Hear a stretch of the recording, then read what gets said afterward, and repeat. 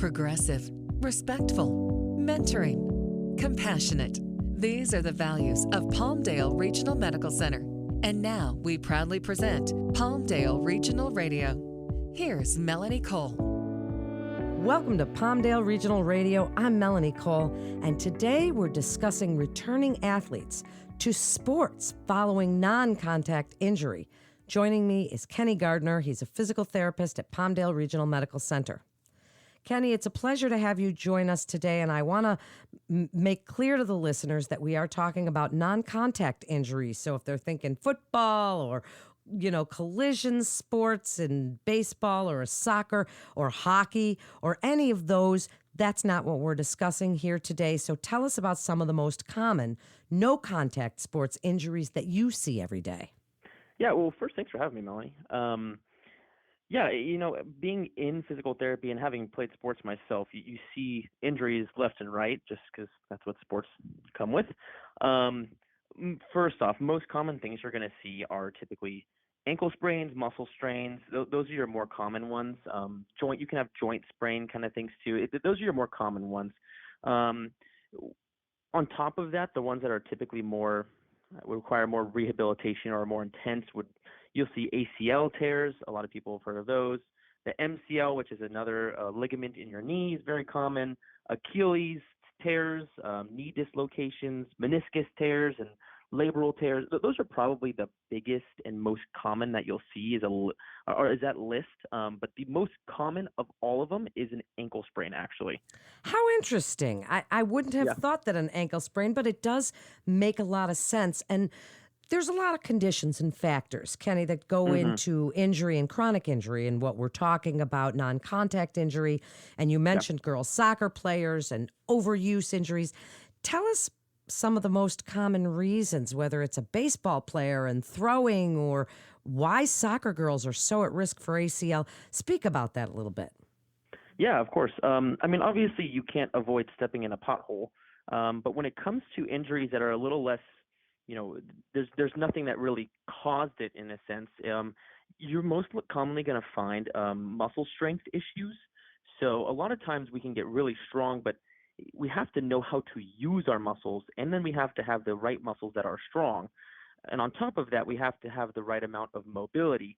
So it's almost like if you're very stiff and you try to move, you're almost fighting your own body. But if you don't also have the strength to match that, you're also going to run into a lot more issue. So the good example, right, I think we see a lot of times in women's sports, and you look at like women's soccer, right, a lot of ACL tears, and part of it is genetic. Women's hips typically sit a little wider, which does change the angle on the knee a little, which means they have to be stronger. So they're kind of put in a tough situation where a lot of times it comes from hip strength. So they have to spend a lot more time making sure they stay strong just due to the genetic makeup of how their body's built. That's so interesting. And, we really want our kids and our youth athletes to be involved in sports. It's so important. Give us some of your best advice, because if they get taken out, and we all know athletes really are into it and they don't want to be taken out, sometimes even because of concussion, what do you want them to know about prevention? Before we get into a little treatment for those, let's speak about prevention. What can they do to prevent some of these injuries from happening? Yeah, there's a few things. Honestly, one of the biggest things is warm up properly.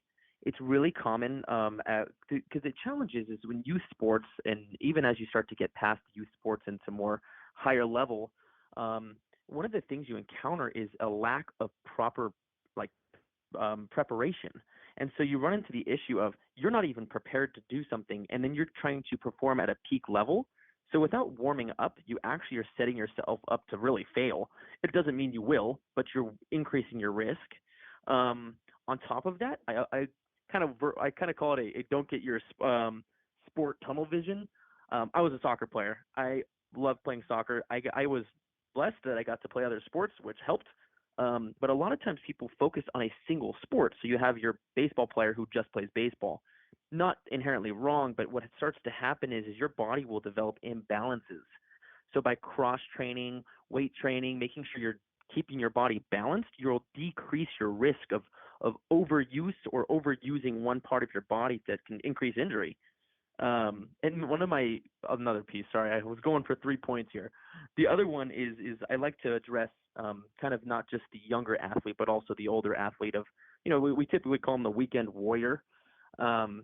This is huge. I see so many injuries. You think about the 35-year-old who tears his Achilles tendon, who's a basketball player, and I always try to say, you can't do intense exercise one time a week and expect that you can maintain that. If you're a desk job, for example, the best way to prevent is you have to stay active and you have to stay mobile.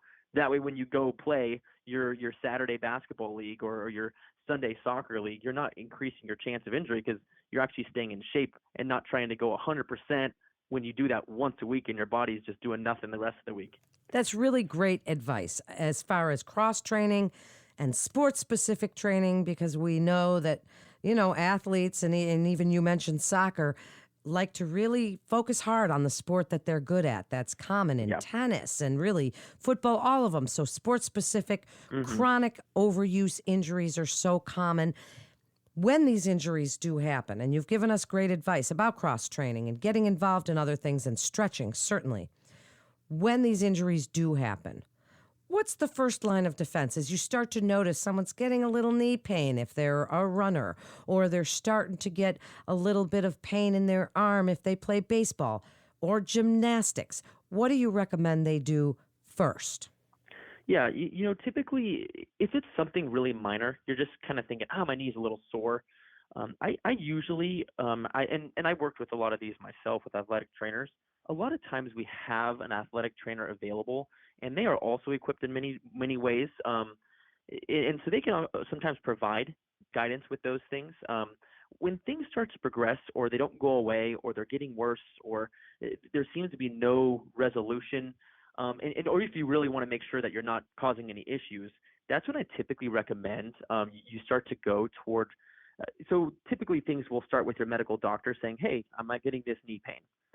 They'll usually say, "Okay, I'll refer you to a physical therapist," and that's where we come into the mix. Is one of the things we're trained in that a lot of people don't know is we are trained in movement. I mean, that's one of our primary things. And a lot of times when you come into our clinic, what we can do is help to identify the limitations or the strength imbalances, or sometimes it really is just overuse. And sometimes it's just basic education. It can be literally an hour visit with a physical therapist to just talk about it's an education moment to say, hey, you really got to calm down with how much you're doing, which athletic trainers also can do. Is to balance that out, is to say, look, you're overdoing things. But then if it's more than that's where we have great, availability of physical therapists and these trained professionals who I literally went to school to identify those limitations in the body and to find the weaknesses and to find the stiff areas and to work on form and how you move. So yeah, that's usually the best starting point and sort of the order. Really, if it comes to like really big concern, I usually recommend going to a trained professional, because it's easy to try to want to look at a YouTube video, right? And want to utilize a video that's available for you. And those don't always address the issue because that might not be your problem. Absolutely great point. That's true. And a lot of people nowadays try and diagnose their own issues. If Hmm. somebody knows what it is, what do you recommend as far as ice, heat, Hmm. bracing, wrapping? And I know they can speak to their athletic trainer about some of these as well. But what do you recommend if somebody does have some of these? They want to wrap their shoulder or their wrist or whatever. What do you recommend as far as ice and heat, bracing, wrapping, all those? Yeah. So this is where you'll start to get some different opinions and some different things. I mean, really, when you look at the research, ultimately, the goal of when you use ice is to typically decrease inflammation and to decrease pain. With heat, you're typically looking to increase circulation into the area, and it helps to prepare. So typically, more you'll want to heat before activity, ice after. Um, that being said, that the true benefit of heat and ice is not dramatic. So it is not a solution. So I always try to educate well to say there is a definite place for it and it should be used in certain ways, but to be careful sometimes, and this goes with braces as well. A brace is what it's doing is it's replicating stability, right? It's replicating what you should have because you don't have it. But the longer that you have a brace, the more you become reliant on it, and you'll actually get weaker. your joints can actually get more have other issues because you're not using your own body. So there's the whole RICE discussion. So this is to kind of put them together. There's the RICE discussion, which is rest, ice, compression, and elevation. There's a newer acronym that I saw. The acronym is MEAT, MEAT. To put it into a simple term, is it's more dealing with that our bodies naturally have inflammation, and it's dealing more with movement and to exercise and to stay active. And then, with those things, I would like to combine them. If somebody has a bunch of inflammation in a joint, I try to say, hey, let's put some ice on there to address that because it's going to be limiting us from progression. If I throw heat on there, well, it's going to increase circulation. So that's another area that typically with just soreness after a game or something, yeah, you throw an ice pack on there is totally fine. But when it comes to bigger issues and bigger injuries, I typically recommend, though it seems basic, you could be limiting yourself in how fast you recover by using the wrong one at the wrong time. Wow, that's really, really important information. So, does weight training, and we've mentioned sports specific and cross training, is weight hmm training a plus or a minus when you have joint pain or injuries from chronic overuse? Do you want people to steer clear of the weights? And I know you want them to see a professional because that's really the only way they're going to get truly better. But they're Yep. always looking for other things that they can do, whether it's dry needling or physical therapy. But they also want to know if they can lift weights. Yeah, well, I'll tell you something. I lift weights, so hopefully it's good, right? No, yeah, there's definitely you'll encounter some challenge with that, and I know there's different viewpoints on those things. Honestly what it comes down to is it's a very variable answer. For my athletes that I work with, I do recommend that they maintain a level of strength. Your muscles help to support your joint. Now, how you achieve that, there's a lot of different ways. And so I try not to get too specific. It does get pretty per person with some of these things because as your weight increases with lifting, any small flaw in your form becomes more exacerbated and increases your risk of injury more dramatically. So a good common exercise we see is called a deadlift.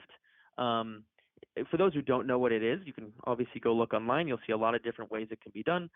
That move done improperly is extremely, extremely challenging on the back and could put a lot of stress there. So if I have someone who has poor form with a deadlift, I would say do not lift weights doing a deadlift. Um, so you have to be careful with just saying, hey, yeah, go weightlift to help, but our muscles are what support our body and provide strength when we move. It's what gives us explosiveness. It's what gives us stability. So I do actually support the use of lifting and using, but within a range. I mean, if you're a soccer player and you weigh 260 pounds and you're 4% body fat, so you're just pure muscle, you actually can run the issue of having that much pounding of weight on your body won't be good. But then you put that guy as a tight end on a football team, he's exactly what he should look like, right? So there Yeah. really is a balance per sport. Well, there certainly is. So wrap it up for us. Give us your best advice for returning athletes to sport following non contact injury. And really, how is return to play after an injury determined? What do you want to tell these youth athletes and their parents about returning to play and when they need to see a professional? Yeah, yeah. I mean, in all actuality, it's if there's ever concern, there's people available. And so if there's ever even a doubt, I typically recommend it can very simply be one visit to your physical therapist. It could be an hour session just to real quickly and just to get an assessment on something to say, hey, like this is something that, because part of what we do is we provide an assessment to say, do you even need physical therapy? Um, but yeah, so it depends on the severity of an injury. But really, there's a lot of different avenues from athletic trainers to PTs and surgeons. When it comes to more intense injuries, you typically go through your medical doctor, who we are connected with as well as physical therapists. We are the ones who typically provide the assessment for the medical doctor, so we work as a team. But really, when it comes to returning to sport, it depends on what you're trying to do, but I typically advocate for patience. People really, really, I mean, if I have a 13-year-old who's dying to get back to their sport, I honestly make sure to educate on patience every single visit. I was an athlete. I ignored some of the stuff I was told sometimes, and I mean, really, it slowed my ability to get back to my sport quickly. And so, we need to build ourselves on patience to make sure that we are fully prepared to return to what we were doing. Because with a non-contact injury, if you got hurt previously, that means you weren't in a proper place previous. So if you recover back to where you were, you're still in a place where you have too many deficits, and you need to actually regain and improve beyond where you were. So really, it's patience and making sure you're totally prepared, which sometimes requires medical advice, and sometimes it does require just listening to your body. Well, it certainly does. And what great advice we got here today. Kenny, thank you so much for joining us today and sharing your incredible expertise. And that concludes another episode of Palmdale Regional Radio with Palmdale Regional Medical Center. Please visit our website at palmdaleregional.com for more information and to get connected with one of our providers. Please remember to subscribe, rate, and review this podcast and all the other Palmdale Regional Medical Center podcasts. Physicians are independent practitioners who are not employees or agents of Palmdale Regional Medical Center. The hospital shall not be liable for actions or treatment provided by physicians. I'm Melanie Cole.